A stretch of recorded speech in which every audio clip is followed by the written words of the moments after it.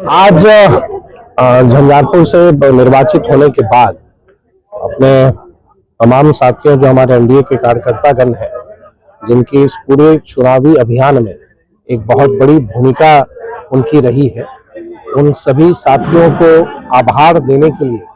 आज सभी लोग यहाँ एकत्रित हुए। और मेरे पास शब्द नहीं है।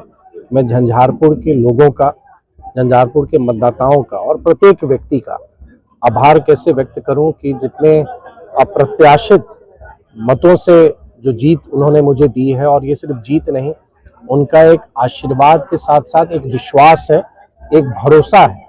जो उन्होंने मुझ पर व्यक्त किया है। और अब ये मेरी जवाबदेही बनती है कि उनके विश्वास पर मैं अपने आप को कैसे साबित कर सकता हूं, उनकी कसौटी पर मैं कैसे खड़ा उतर सकता हूं। इस दिशा में मुझे अब काम करना है। ये मेरी बहुत बड़ी जवाबदेही है और मेरा बहुत बड़ा कर्तव्य के साथ साथ मेरा भी ये धर्म भी है कि झंझारपुर की आकांक्षाओं के लिए, लोगों की आकांक्षाएं झंझारपुर के विकास के लिए मुझसे जितना संभव हो सकेगा अपनी क्षमता का 100% मैं झंझारपुर के विकास के लिए, झंझारपुर के लोगों की भलाई के लिए, और जो मैं हमेशा से कहता रहा हूं कि अगर झंझारपुर में किसी परिवार में 4 सदस्य हैं, 5वां आप मुझे माने, उसी संकल्प के साथ अगले 5 वर्ष में मैं कार्य। मायूस हैं आपको मंत्रिमंडल में न पाकर, उनको क्या कहते हैं? नहीं, देखिए, मुझको लगता है कि झंझारपुर के लोगों ने जो जीत उन्होंने दी है, मेरा तो ये 7वां चुनाव था और 7वां चुनाव में ये मेरी 5वीं जीत है। और चुनाव में आप सबको याद है किस तरह की भाषा का प्रयोग हमारे लोगों ने, जो हमारे विपक्ष में थे या जो चुनाव लड़ रहे थे, किस तरह की भाषा का प्रयोग उन्होंने मेरे विरुद्ध भी किया था। लेकिन झंझारपुर के लोगों का जो एक स्नेह और एक विश्वास था,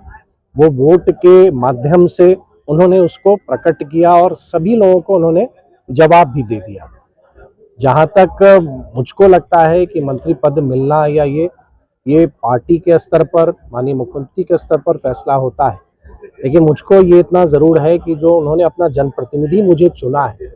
उनके जनप्रतिनिधि के मापने के जो भी उनके मापदंड होंगे, मेरा ये जिस दिन से मैं निर्वाचित हुआ उसी दिन से